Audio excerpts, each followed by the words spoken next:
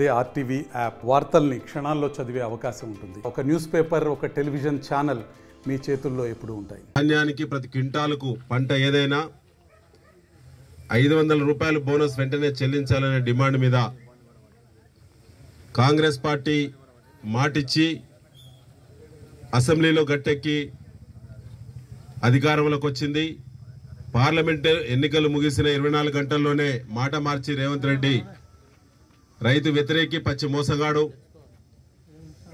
ఇవాళ ఈవీఎంలకు తాళంబడి సేఫ్ జోన్లోకి పోయిన వెంటనే మాట మార్చినటువంటి మహానటుడు ముఖ్యమంత్రి మన రేవంత్ రెడ్డి గారు సన్నధాన్యానికి మాత్రమే బోనస్ ఇస్తాం, దొడ్డు ధాన్యానికి ఇవ్వం, ఇతర రకాలకు ఇవ్వలేమని చెప్పి మాట మార్చినటువంటి తీరుకు నిరసనగా ఇవాళ నిరసన కార్యక్రమం మనం ఖానాపురంలో చేపట్టడం జరుగుతూ ఉన్నది. పంటంతా కూడా ఖానాపురం మండలంలో పాకాల ఆయకట్టు ప్రాంతంలో ఉన్నది కాబట్టి ఇవాళ ఉమ్మడి జిల్లాలో కూడా పంటంతా కూడా ప్రొక్యూర్మెంట్ జరిగింది. ఇవాళ మన ప్రాంతంలో పంటలు ఏ విధంగా ధాన్యం నిల్వలు ఉన్నాయో రోడ్లెంబడి మనందరం చూస్తూ ఉన్నాం. ఇవాళ ఇక్కడ మనం మార్కెట్ పీపీ సెంటర్ ముందట నిరసన కార్యక్రమం చేపడతా ఉన్నాం. మిత్రులారా, రైతు సోదరులారా, ఒకసారి కేసీఆర్ గారి పాలన, ఈ మధ్య 5 నెలలుగా జరుగుతున్నటువంటి కాంగ్రెస్ పార్టీ పాలన ఒకసారి పోల్చుకోవాలని చెప్పి నేను విజ్ఞప్తి చేస్తా ఉన్నాను. అడగకుంటేనే అన్ని ఇచ్చినటువంటి కేసీఆర్ గారిని కాదని ఇవాళ మాయ మాటలు చెప్పినటువంటి కాంగ్రెస్ పార్టీని ఆదరించి ఒక దొంగను, ఒక 420ని ముఖ్యమంత్రిగా రేవంత్ రెడ్డిని చేసుకుంటే ఇవాళ జరిగిన పరిణామాలు మీరందరూ చూస్తూ ఉన్నారు.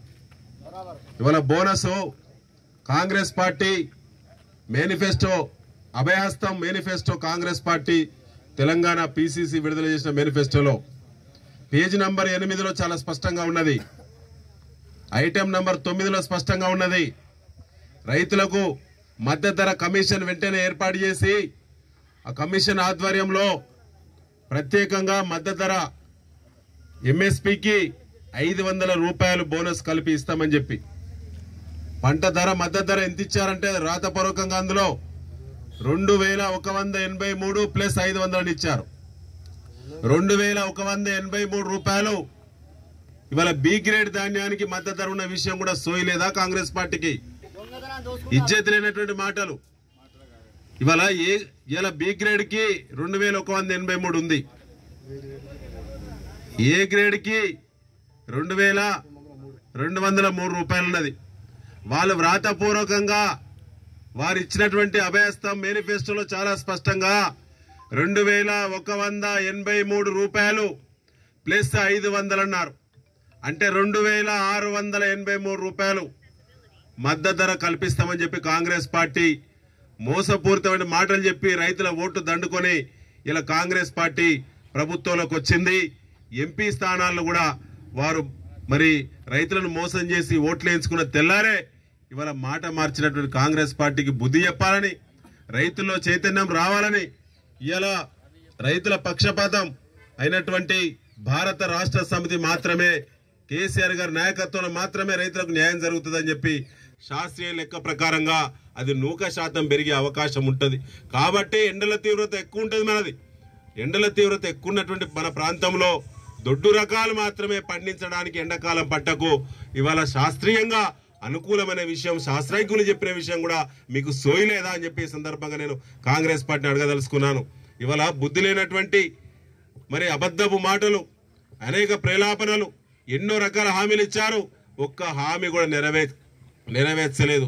ఇంకా కూడా పేపర్లలో టీవీలలో యాడ్స్ వస్తూ ఉన్నాయి. ఇవాళ కూడా పొద్దున టీవీ చూసినా ఇంకా కూడా యాడ్స్ వస్తూ ఉన్నాయి కాంగ్రెస్ పార్టీ. ఇంకా కూడా ఇచ్చిన ప్యాకేజీలు ఉడవక గవర్నమెంట్ సొమ్మే కదా అని చెప్పి ఇవాళ ఏమిస్తున్నారు? 6 గ్యారంటీలు అమలు చేసింది కాంగ్రెస్ పార్టీ అని చెప్తా ఉన్నారు. ఇలా ఖానాపురం నుంచి అడుగుతా ఉన్నాను, ఇక్కడ స్థానిక ఎమ్మెల్యే గారిని అడుగుతా ఉన్నాను, అయ్యా మీరు అమలు చేసినటువంటి హామీలు ఏందో ఒక్కనాడన ప్రెస్ మీట్ పెట్టి నిండుగా మాట్లాడే అవగాహన నీకున్నదా ఒకసారి చెప్పని అడుగుతా ఉన్నాను.